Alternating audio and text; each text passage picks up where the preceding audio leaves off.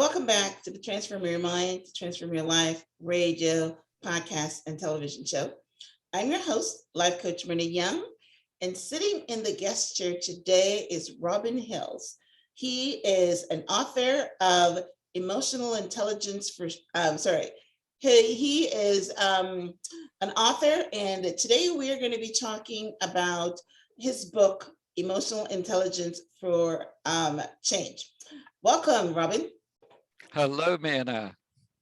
Good to be here. Yes, and I should tell you that Robin is all the way from the UK, and he's given me some really good energy with his Rolling Hills background. So I love it. So for those that are listening on the podcast or the radio, just take my word from it. I'm just seeing rolling green hills behind Robin, and I'm loving it because I love green. And I was just telling him before we started the recording that whenever I see green, I think of Ireland because Ireland is a country full of green. And Robin says he's just an hour away from Ireland. So welcome again. Thank you, Myrna. These are the Lancashire Moors for anybody who is interested. Okay, really? Nice. Awesome. Okay. All right. So let me give you a little bit more information about Robin. Robin Hills has over 35 years of business and commercial experience helping executives and leaders develop business performance through increased self-awareness and understanding of others. Robin's focus is on supporting personality and behavior in business based on the everyday application of emotional intelligence. He is the director of EI for Change, Emotional Intelligence for Change. A company specializes in training, coaching, and personal development, focused around emotional intelligence, positive psychology, and neuroscience. His educational program on resilience and emotional intelligence are used in educational establishments in South Africa and India, as well as over 5,000 students in 125 countries. All right, Robin, emotional intelligence and resilience in the workplace is a big topic because we know that a lot of our stressors comes from working with people in the workplace. It's not necessarily your spouse or your children or immediate family, but in the workplace is where we have the most stress, and learning how to maneuver that with emotional intelligence is actually a great skill. So give us a little background as we start off. We know that emotional intelligence is a big topic, and what does it really mean? And what was your journey into becoming an expert at it? Oh, now there's a lot of big questions there, so let's just take them bit by bit by bit.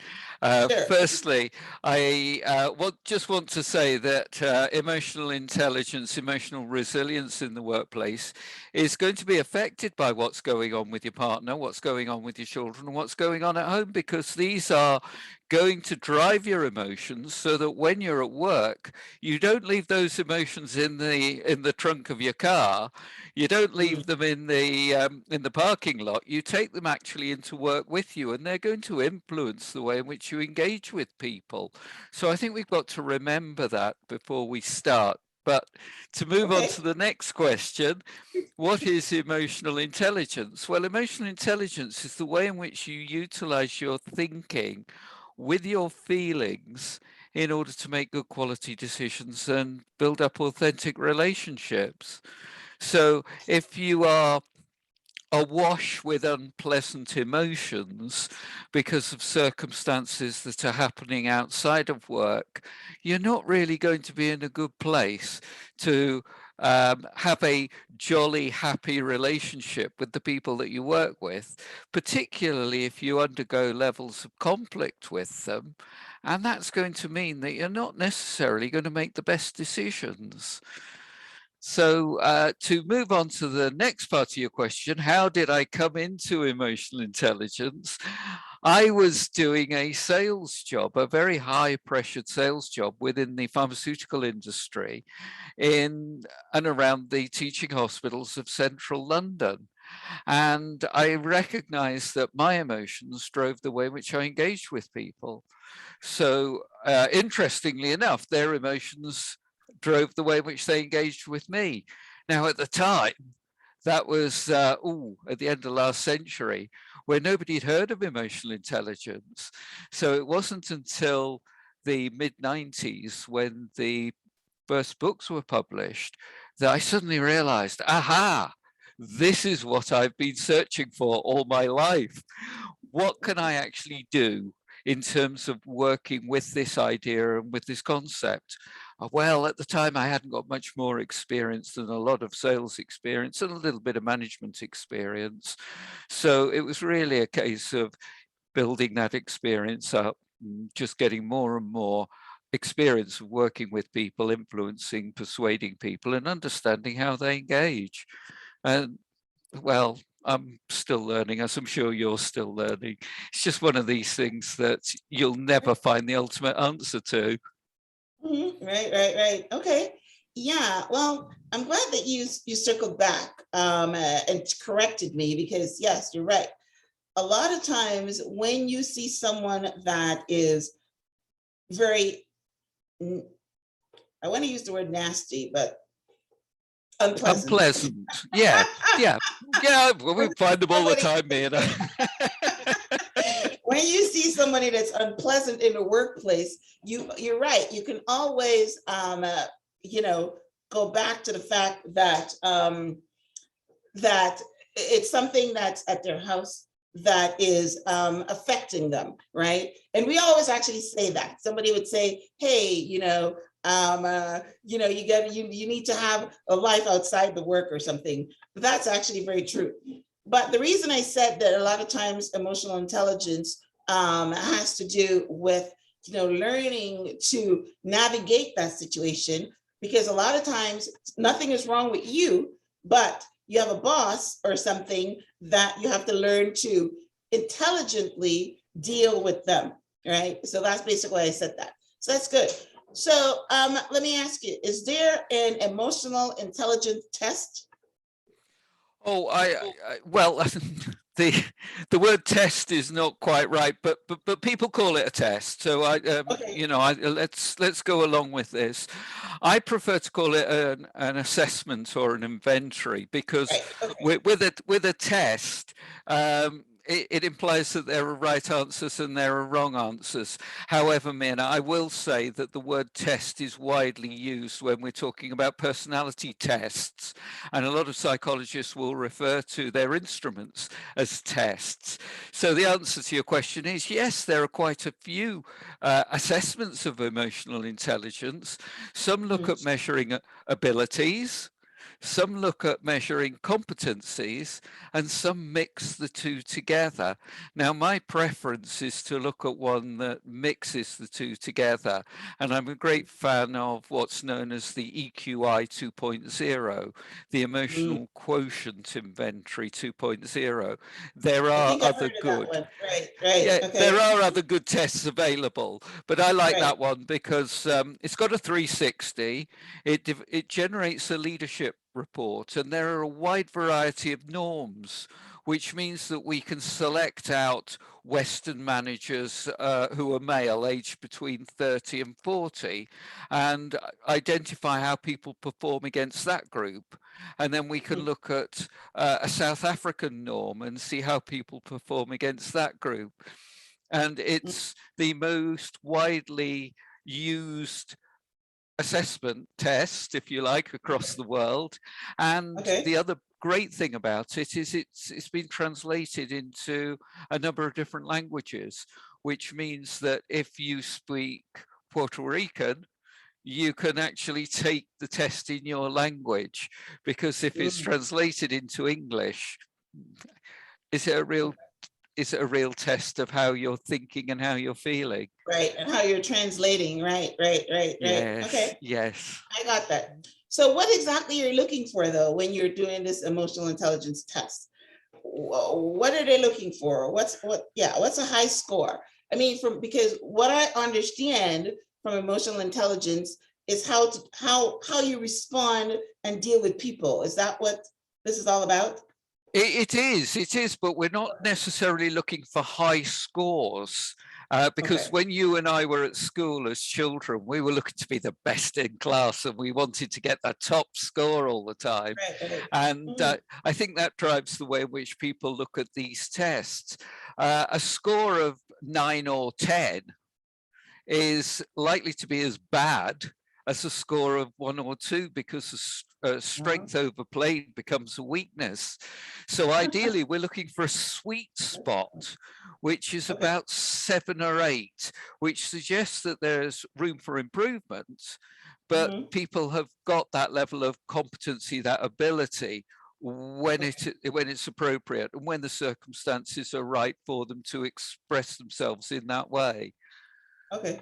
All right. Got you. All right. So, but your book, and I found the name of it. Sorry about that. It is. It's called The Authority Guide: Emotional Resilience Business Book. So, you're combining emotional intelligence and resilience. So, how are they related? Well, again, a really interesting question because surprisingly, resilience itself is not a part of an emotional intelligence framework. So I know it's it's more very about. bizarre. Right. Yes, yes, yes, yes, yes. To me, resilience is about, you're going to stick to it kind of thing. You know what I mean? Right. Yeah, and to a certain extent, that is measured in the emotional intelligence assessment. So what we need to do is just to understand what resilience is. It's a component of stress management, and stress management is part of emotional intelligence. Particularly if you're looking at the EQI 2.0 inventory, it will measure your stress management, it will look at your stress tolerance, and stress Okay. tolerance to a certain extent could be called resilience. But if we look at what resilience is not what most people think, oh, it's bouncing back. It's not that. What resilience is having a realistic understanding of the situation that you find yourself in and accepting that things cannot always be brilliant all the time and having a kind of realistic optimism. Life is good, life is meaningful, and that's an important component of resilience. And then it's having the adaptability and the flexibility and the creativity to make the most of the situation and put things to different uses in order to help you to grow and develop through the situation that you find yourself in. Now, a lot of those can't be measured in the same way that emotional intelligence can be measured. But emotional resilience is how do you emotionally utilize all those components to say, okay, life is throwing me a bit of a curveball at the moment. How do I work with it? I don't like the situation that I find myself in, but what do I do? Because if you don't do anything, you're going to fall over. And Mm, that's not being resilient. And I mm, think it's also important to say here that people have got to look at their mental health. And if people are undergoing severe mental health issues, there is absolutely nothing wrong with that. They've just got to seek the support and the um, well, the support that they need, whether mhm, it's clinical or medical support, or whether it's the support of family or friends or a therapist or whatever it might be, but it's mhm. getting the support that they need to see them through that awkward patch. There is nothing wrong with having a mental health issue, and it's a case of coming to terms with it. Yeah. It's The stigma is being reduced now because yes, in the olden days, people didn't ask for help. They just committed suicide, or they just, it got worse because there was a stigma attached to it. But there is a movement now by a lot of the athletes and a lot of the stars are coming out and say that I have mental health issues, and it's breaking that stigma. But so you're right, yeah. um a lot of people don't ask for help. Right.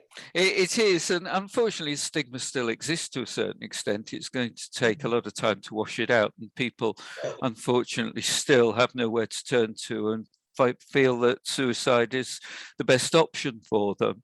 But I think if anything positive has come out of the pandemic, it shone a light on mental health issues. And I think that we are more inclined to actually talk about them and say, hey, I've got a problem. Can you help me? Can I talk to you about it? Yeah, And I think that's good.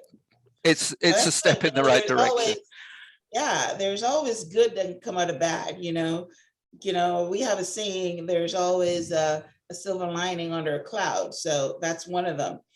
But all right, so let's transition into stress, because your book also deals with stress. It's part of the title is Strategies to Manage Stress and Weather the Storms in the Workplace. So what are some of the strategies that we can use to reduce stress in the workplace? Well, I think one of the easiest and quickest ways to reduce stress is to understand your emotions and to recognize what emotions you are feeling and the impact that they are having upon you. Now, emotions are emotions. There's a lot of nonsense said about positive and negative emotions. Well, we can't label emotions as positive or negative. We're experiencing emotions for a reason. And the important thing is to understand the information that these emotions are trying to convey to us. So if we're feeling angry, why are we feeling angry? What is it that we need to do in order to work with that anger in a positive way? A negative way of utilizing that anger is to bottle it up and let it get worse, or to go and take it out on the wrong person, your partner, your Which, children, the cat, right, or your subordinates in the workplace. Yes, or right. your subordinates in the workplace, whoever it might be. So it's a case of actually saying, look, I am feeling angry. This is the cause of my anger. Somebody has transgressed one of my core values. Now, am I going to accept that and put up with it?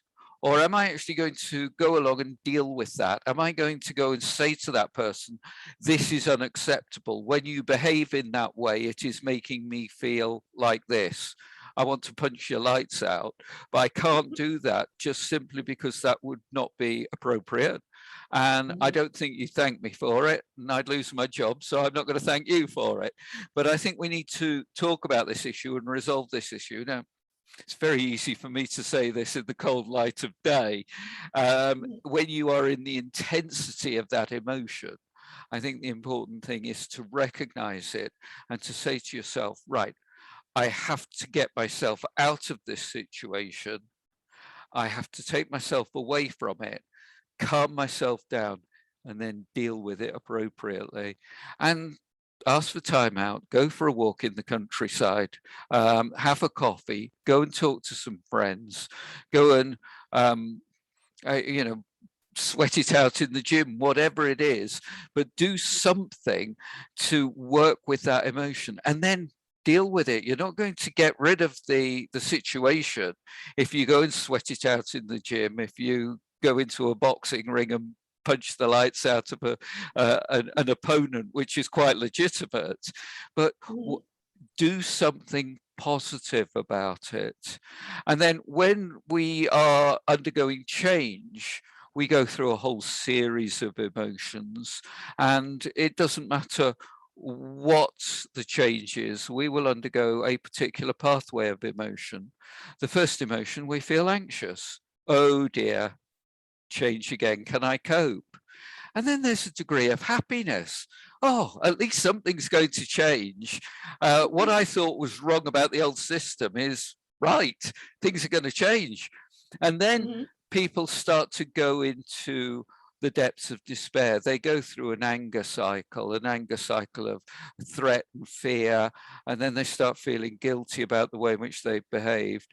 And then they will sit in this fog of despair which might even go into clinical depression.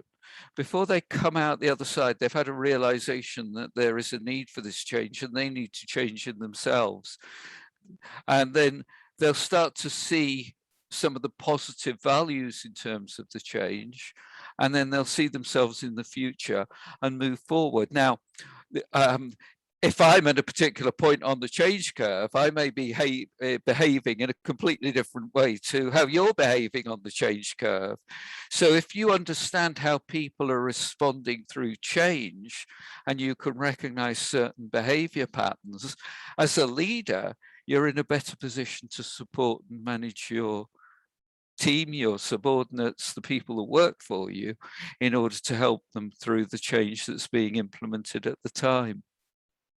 Yeah, that's pretty good. As you were talking, I remember, actually, it's a classic, the book Who Moved My Cheese? And that is Yes, all about I'm that familiar with is that all one. about that change. What was that? It's all about, the process of change and going through change. And I think it was, based in the workplace too, because a lot of people are resistant to change. A lot of people are resistant to change, and then they see that the change is actually good for them. So it's actually pretty good.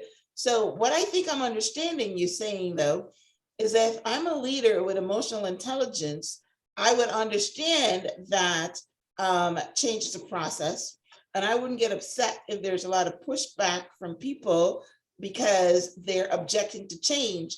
I would understand that it's a process, and sooner or later, or do I guide them? Do I just understand it, or do I do something to guide them towards it? I think the most emotionally intelligent way of dealing with it is finding out what everybody needs and what everybody wants, because some people will need a lot more guidance than Okay. others. So what it is that I need will be different from what you need, and a good leader will actually then adapt what they need to do and how they need to communicate with everybody. And a lot of leaders don't have that time, and are not prepared to put that level of investment in. And I think the other thing we've got to say here is, again, look at this realistically. That leader themselves is going to be undergoing some level of emotional turmoil. They are not going to suddenly, oh, bit of change. Yes, I've adapted to it. Oh, fine, everything's fine. Now I can support everybody else. They may be going through a degree of anger and despair and hostility around the change. They may be going into denial. They may be disillusioned because of it. So how do they work with their emotions, and how do they work with everybody else? Now, people who go through that change curve really quickly could be too resilient. And they get to a point where, oh, I've made the change. Come on, sort yourself out. Come over here as quickly as you possibly can. No, don't worry about being depressed. No, that's all right. Just come over here. It's fine. But that's not going to work. That's not going to work. So we've got to watch out for people who are too resilient, because there's just no empathy there whatsoever. Yeah, because the too resilient when you're right. I know people like that. Yeah, what's wrong with you? Why is it taking you so long? I'm already gone through it, and it's a good thing. What's wrong with you? Why are you lagging behind? So they're, if they were, happy and in by themselves, but it's because they're judging other people that makes it a difference. So Yeah. one of the questions I have here is, can you use emotional intelligence to reduce your stress? Is there a way you can think your stress away? Well, to a certain extent, yes, and it's also all about this self-awareness. It's all, which is a fundamental component of emotional intelligence. So it's having this knowledge about yourself. What is it that you are good at? What are your strengths? And work with and play to those strengths. What are your liabilities? What's going to get in the way? I'm not a great advocate for working with liabilities and weaknesses and trying to change them. No, I look at what it is that you are good at, what makes you really special, and try and get more of that good stuff. Because if you can do it well, strangely enough, all those weaknesses and liabilities kind of disappear. But then you've also got to have this emotional awareness where, and it goes back to what I'm saying to you earlier, we've got to be looking at why am I feeling this emotion at this particular time? How am I going to work with it? How am I going to express it? How am I going to manage it? What is it that makes me annoyed? What is it that makes me frustrated? What is it that makes me joyous, makes me happy? How can I get more of the emotions that I enjoy and less of the emotions that I don't enjoy? Now, there are going to be certain situations at work where, whether you like it or not, you're going to have unpleasant emotions. You don't necessarily enjoy them, but that's a part of being at work. Before I came on to this interview with you, Mina, I was not feeling particularly good for a whole host of reasons. I was feeling particularly unpleasant. I was feeling anxious. I needed to feel that way, because if I didn't feel that way, I wouldn't physiologically be in the right place to be able to have a good interview with you. Now, like I said, I don't like feeling like that, but it's an important part of that process. So if you're going into give a presentation to the board, if you're going to give a presentation to your senior manager about the sales results, which are not as expected, you're not going to feel particularly good about that. And you're not going to be deliriously happy about the prospect. So you've just got to learn to cope with it and manage it. Manage it. Yeah. That's actually pretty good. Yes, you got it. You know, emotional intelligence is knowing the times. Like, when I was at work, I remember having this saying that I put right in front of my computer, and it says, "God give me the strength to change the things that I can, and the wisdom to know the ones that I can't." Something along those lines. You've heard of that one, right? Yes, I have. Nuremberg's prayer or something like that. But, right, exactly. Right. So yeah, when you're at work, the things that you can control, and the things that you control is yourself. You can't control someone else. You can't control sometimes the situations, or, your company decides to, move their headquarters and go to a different state. And you know what I mean? There's nothing you can do about that. You decide whether you're going to go or you're going to stay, that kind of thing. You know what I mean? Because that has actually happened. So, all right. So you were talking that that resilience is more than bouncing back. So how can we develop resilience? We started by talking about emotional intelligence when we went to strength, stress. So now let's these are all topics in your book. So let's talk now about resilience. Well, let's have a look at some action strategies for coping and managing stress. And we've already talked about knowing yourself as being a good action strategy. When I'm working with people and when I'm coaching people and they're telling me how woeful life is at that particular moment, one of the questions that I will ask them is, well, what do you need in order to feel in control? Because the most important thing is to get yourself into a position where you can control what it is that you can control. Now, in certain circumstances, there are certain things you can't control. So don't worry about them. Look for the wisdom that you've just been talking about to know what it is that you can control and put yourself in control of them. Now, the next component that I'd like to move on to is having this vision, this personal vision. Where do you want to be in a year's time? What do you want to be doing? Where do you want to be in 5 years' time? What do you want to be doing? What do you want to be doing in 10 years' time? Now, in 10 years' time, we've got no idea what the world's going to look like, but just have a vague understanding of where you want to be, what you want to be doing, what you want to achieve. Because in 5 years' time, you'll have a better clarity around what it is that you could be doing, should be doing. And certainly we don't know what's going to happen. Here we are in 2021. So we don't know what's going to be happening in 2026, but we've got a clearer idea of what's going to be happening in 2022, a year from now. So what do you want to be doing in a year's time? And then you start to break it down into, right, what do I need to do by the end of the year? What do I need to do by the end of next month? What do I need to do by the end of the week? And once you break it down into those small steps, suddenly you've got a clearer idea. Oh, I want to sail around the world in 2031. Yeah, okay. How feasible is it? Now, in order to do that, what do you need to do in 5 years' time?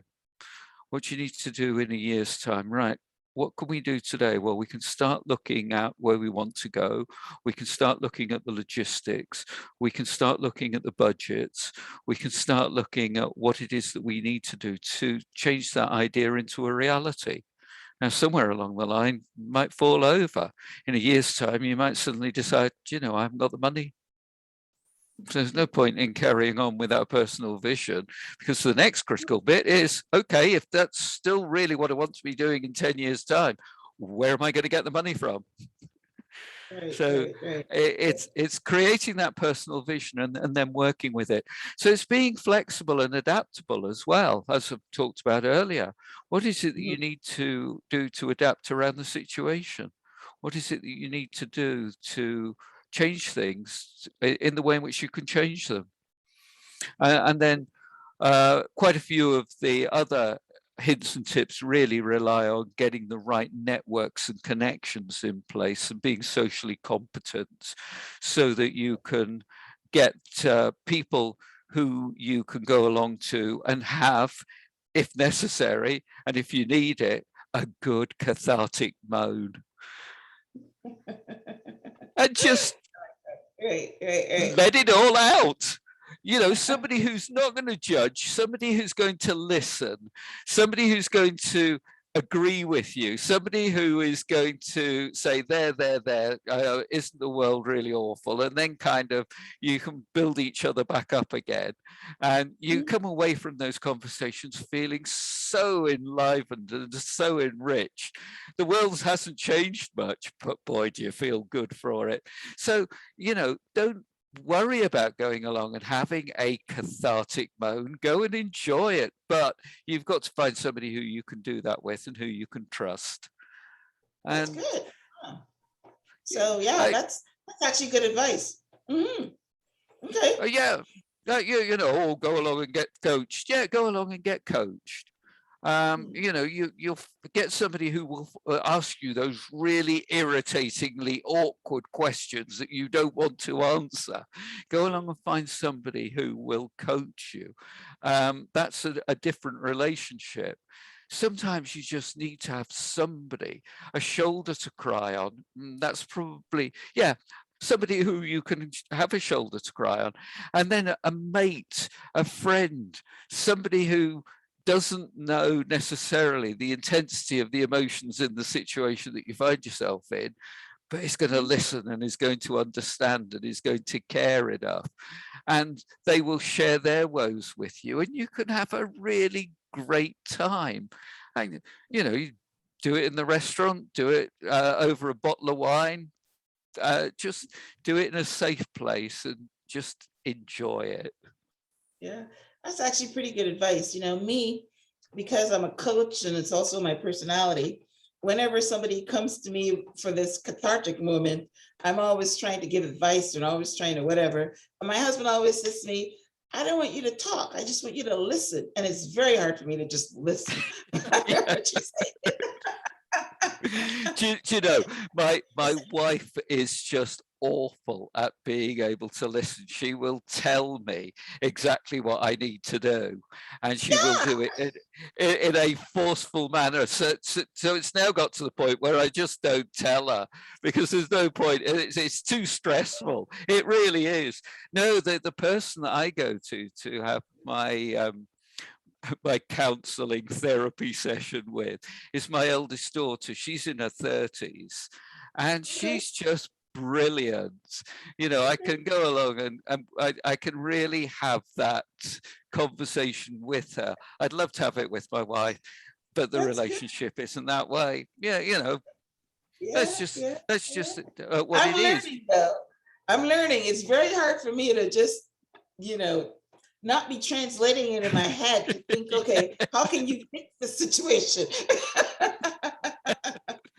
But yeah, that's very, very hard. But look at that Yes. relationship. He gets something Mm, else from you that he can't get from anybody else, and right. I get that with my wife as well. I get from her that emotional connection that I just cannot get from anybody else. No. So I don't want her to be perfect because I'm certainly not.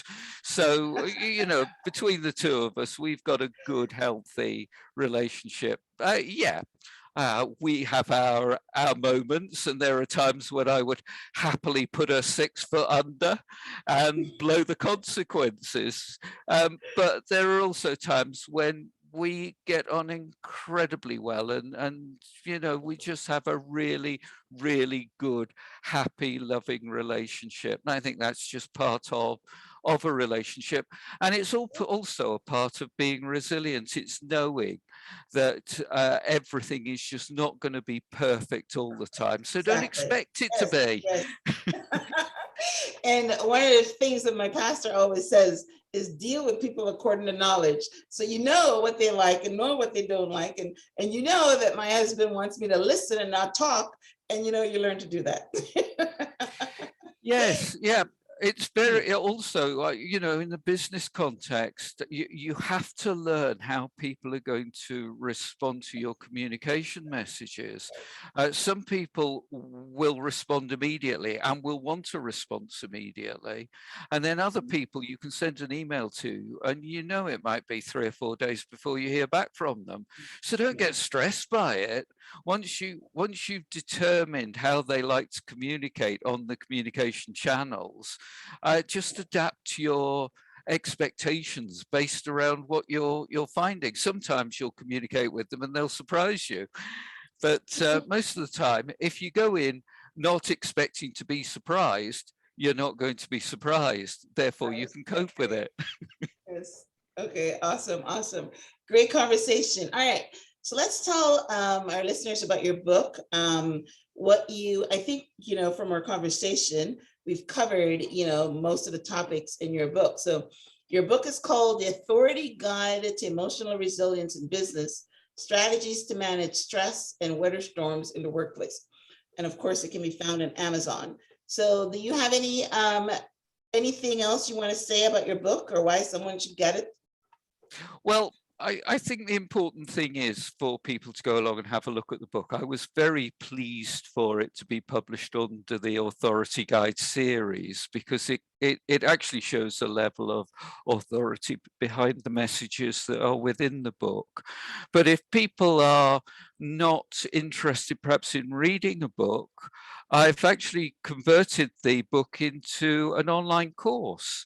And you Oh, can actually go along and watch short little videos around each of the topics, and you can look at those in terms of self-paced learning. So that's another alternative. And if people go to courses.ei for change, that's the number 4 change, ei4change.info, you'll be able to find the course there, and you can have a look at it. And there are a range of other courses that you can have a look at, and also a free emotional intelligence book that people can download. oh, So with you've got a free emotional intelligence book. Okay, all right. yeah, and that's available on courses.ei4change.info. So please go along and sign up and download the book.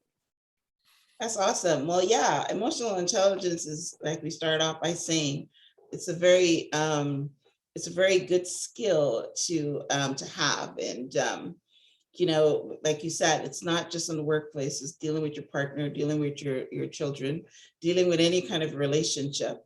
and dealing with stresses that comes by in your life. So very good. So thank you, Robin, for this, excellent interview. A transcript of our conversation will be on the show page, blog.myhelps.us. We'll also link to your website, which is courses.ei4, which is the number 4, change.info. And do you have any social media links that you want to share? Oh, you can find me on all the social media channels, Facebook, Twitter, LinkedIn. Please come and look for me and connect with me. If you can't find me under Robin Hills, look for EI for Change, and you'll soon be able to find me. EI for Change. Beautiful. All right. Well, I will definitely link up to you, Robin, on the social media channels, and I will post them also on this show page. Yeah. So thank you so much for this wonderful interview, and good luck. And I know that you're going to be having a very pleasant day with, looking at those green rolling hills. So. Well, it's getting dark at the moment here in the United Kingdom, so those green rolling hills, which are only about a quarter of a mile away from where I live, are going to be shrouded in darkness soon and illuminated by the lights of Bolton in the background.